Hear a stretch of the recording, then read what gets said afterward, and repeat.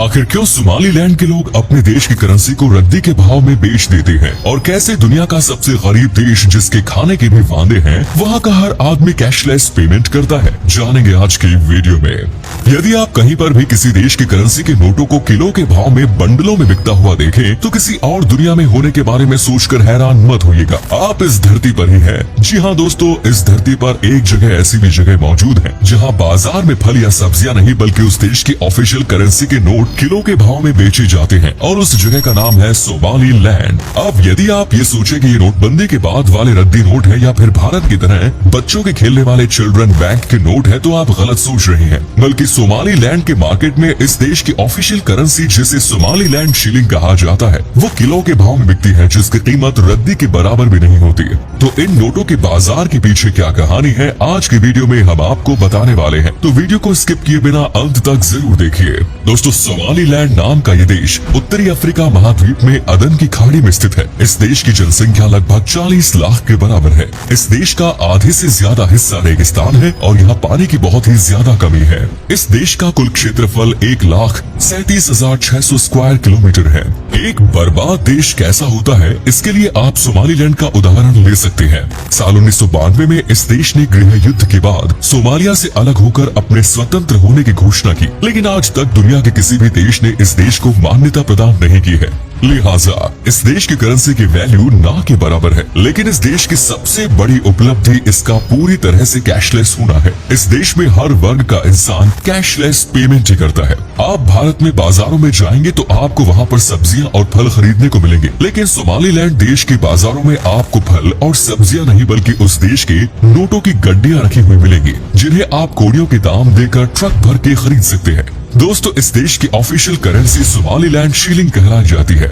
इस देश में 500 और 1000 सोमालीलैंड शिलिंग के नोट ही चलते हैं और आपको जानकर हैरानी होगी कि 9500 सोमालीलैंड शिलिंग की कीमत केवल $1 के बराबर है। यानी कि आप यहाँ $1 से 9500 सोमालीलैंड शिलिंग करेंसी खरीद सकते हैं। इसके अलावा यदि आप $10 देते हैं तो आपको किलो के भाव में लगभग 50 किलो से भी ज्यादा इस देश की करेंसी मिल जाएगी, जिसकी बाजार में कीमत चूरन के पैकेट के बराबर भी नहीं होती। इस देश में केवल 500 और 1000 के ही नोट चलते हैं, लेकिन इस देश में रहने वाला कोई भी नागरिक अपने किसी भी जरूरत को पूरा करने के लिए दोनों का इस्तेमाल नहीं करता, बल्कि ये पूरी तरह से कैशलेस पेमेंट का इस्तेमाल करते हैं। आपको जानकर हैरानी होगी कि इस देश में ना तो कोई नेशनल बैंक मौजूद है और ना ही कोई ATM, उसके बावजूद भी ये लोग कैशलेस पेमेंट अपने मोबाइल फोन से ही करते हैं। शहरों के अलावा भी आपको इस देश के गाँव में भी लोग नोट इस्तेमाल करते हुए दिखाई नहीं देंगे, जबकि इस देश की 60% से भी ज्यादा जनसंख्या पूरी तरह से अनपढ़ है। फिर भी यहाँ के 88% लोग मोबाइल फोन का इस्तेमाल करते हैं और इसी मोबाइल फोन के इस्तेमाल से लोग कैशलेस पेमेंट को अंजाम देते हैं। इस देश में कैशलेस पेमेंट करने का सबसे बड़ा कारण यही है कि यहाँ छोटी से छोटी चीज खरीदने के लिए आपको थैला भरकर पैसा देना पड़ता है और इतने सारे पैसों को और रखना और ढोना ना तो ग्राहक पसंद करता है और ना ही दुकानदार। यहाँ तो दुकानदार नोटों के गड्डी को गिनते भी नहीं बल्कि तोड़कर ही लोगों को सामान दे देते हैं। साल 1992 में इस देश ने अपनी आजादी की घोषणा तो कर दी, लेकिन दुनिया में इसे मान्यता ना मिलने के कारण इसकी करेंसी की कीमत चूरन की पैकेट से भी कम है। इस देश की आय का मुख्य साधन यहाँ आने वाले टूरिस्ट है। इसके अलावा इस देश से ऊँटों का निर्यात भी बहुत ज्यादा मात्रा में किया जाता है। सोमालीलैंड बहुत ही ज्यादा गरीब देशों की श्रेणी में आता है। यहाँ के लोगों के पास किसी भी प्रकार का रोजगार नहीं है। यहाँ के लोगों का पढ़ाई पर ध्यान न देने का कारण इस देश में किसी भी तरह का रोजगार उपलब्ध न होना है। यदि आप इस देश में एक थैला सब्जी खरीदना चाहे तो आपको नोट एक गाड़ी में भरकर ले जाने होंगे।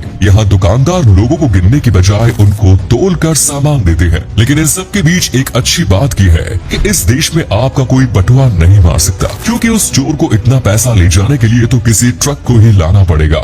इस देश में ना तो कोई इंफ्रास्ट्रक्चर है और ना ही लोगों के लिए किसी तरह का रोजगार मौजूद। यहाँ की सरकार ने कभी लोगों के बेहतर भविष्य के लिए कोई काम किया ही नहीं, क्योंकि वो खुद ही तंगहाली में जी रहे हैं। कुछ समय पहले यहाँ पड़े अकाल के कारण अमेरिका ने इन लोगों को खाने के लिए गेहूं दिया था, और जो लोग अमेरिका का गेहूं खाए आप उन लोगों की स्थिति समझ ही सकते हैं। सोमालीलैंड में बहुत सारे बीचेस, जंगल और पहाड़ी गुफाएं मौजूद हैं। इसके कारण यहाँ पर दुनिया भर से टूरिस्ट और कुछ साइंटिस्ट अपनी रिसर्च करने के लिए आते रहते हैं, और इन्हीं लोगों से इस देश के लोगों का गुजारा होता है, क्योंकि इनकी जीने के लिए कोई और रास्ता तो इनके पास है ही नहीं। सोमालीलैंड की करेंसी का बहुत तेजी से डिमोलिशन हो रहा है। है, जिसके कारण यहाँ रहने वाले लोगों के अंदर बहुत जल्द इस करेंसी को बंद होने का डर है, जिसके कारण ये लोग अपने पास मौजूद सारे नोटों को डॉलर में बदलवा लेना चाहते हैं और इसी कारण से ये लोग अपने देश की करेंसी को किलो के भाव में बंडलों में बेचते हुए दिखाई देते हैं। सोमालीलैंड में लोग एक ब्रेड का पैकेट खरीदने के लिए भी अपने थैले में पैसे भरकर ले जाते हैं और दुकानदार उन पैसों को तोलकर ही लोगों को ब्रेड देता है। लेकिन यहाँ ना तो कोई नोट लेना पसंद करता है और ना ही कोई देना, इसलिए यहाँ का पूरा ट्रांजैक्शन कैशलेस तरीके से